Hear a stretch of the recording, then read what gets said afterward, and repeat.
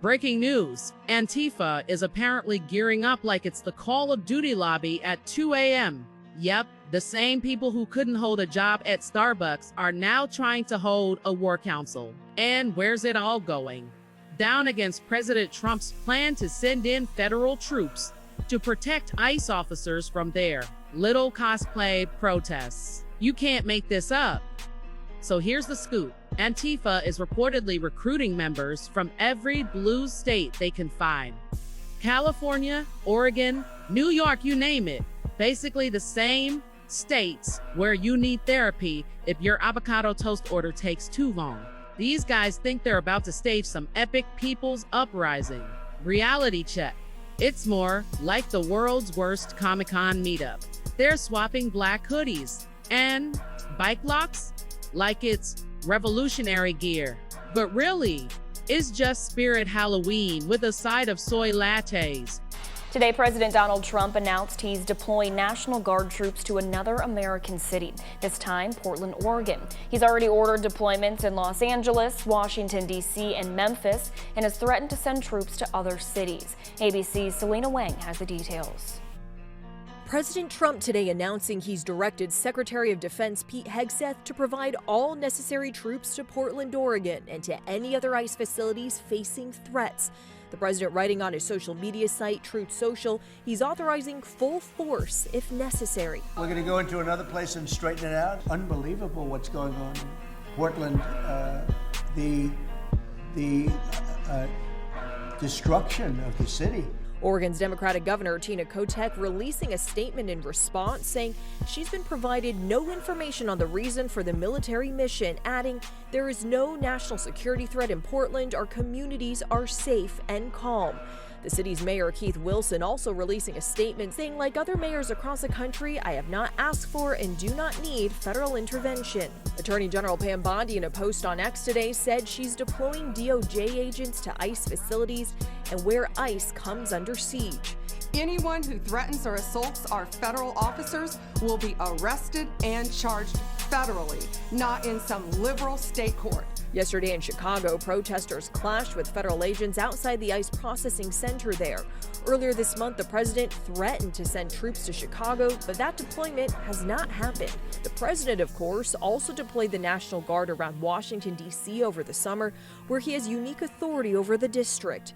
National Guard units in states report to their respective governors.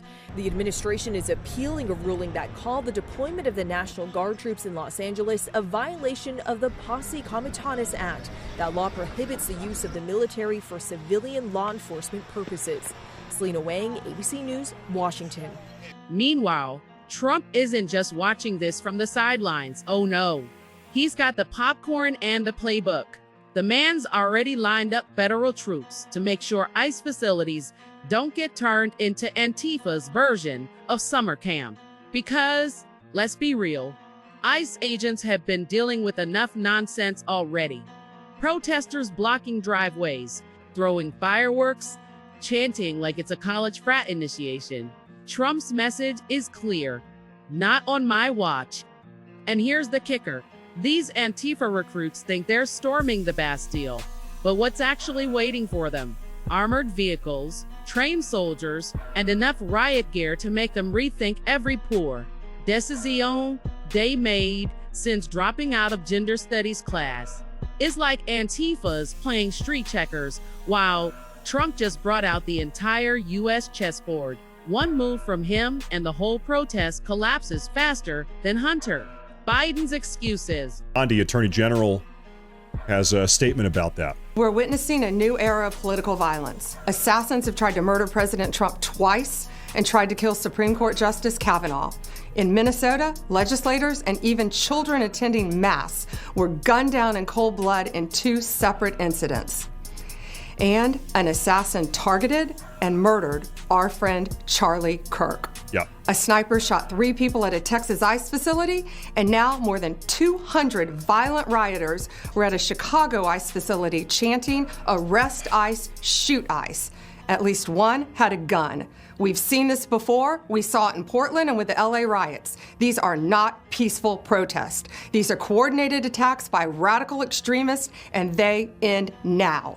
Anyone who threatens or assaults our federal officers will be arrested and charged federally, not in some liberal state court. Same goes for anyone who's funding and aiding these extremists. You will be dismantled brick by brick. We are taking our country back. Make America safe again. He's flooding the city. They're getting ready for something. For what? I'll tell you right now. Back to Andy No. He has a bombshell report coming out about 2 hours ago. A direct call to action has been planned for September 28th. That is tomorrow at the Portland ICE facility after Trump issued a statement that he plans to send in troops to protect the federal property. Antifa and the communists, all of these people are domestic terrorists, have said that they refuse to back down and they plan to escalate their rioting. They have called for militant reinforcements from Seattle and Los Angeles. This is the flyer that they've sent out. They've got this circulating through all of the Antifa communities here. Feds out of Portland, ICE out of Portland.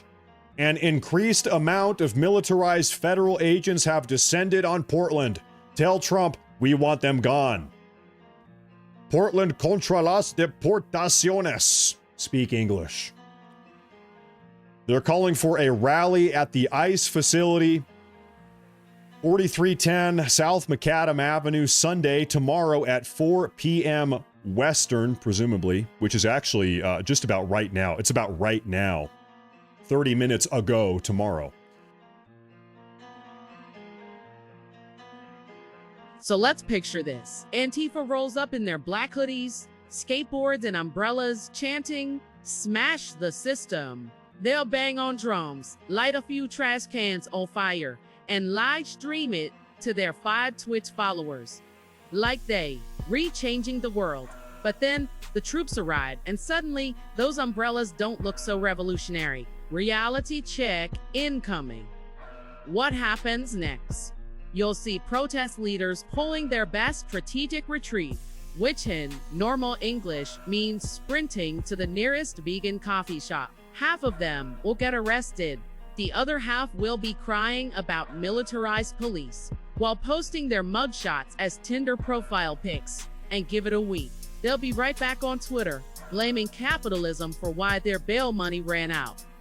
The irony is these folks want a war with the state, but the second the state shows up with boots, tanks, and tear gas, they remember they left the oven on at mom's house. Antifa isn't fighting a revolution. They're auditioning the world's worst episode of Jackass. And spoiler alert, the ratings will tank just like their movement. And there you have it, folks. Antifa's gearing up for a war, Trump's gearing up for a barbecue, and NIC is about to have the best security they've ever seen. Don't forget to like, subscribe, and hit that notification bell, because unlike Antifa's plans, we're actually organized over here. See you in the next one.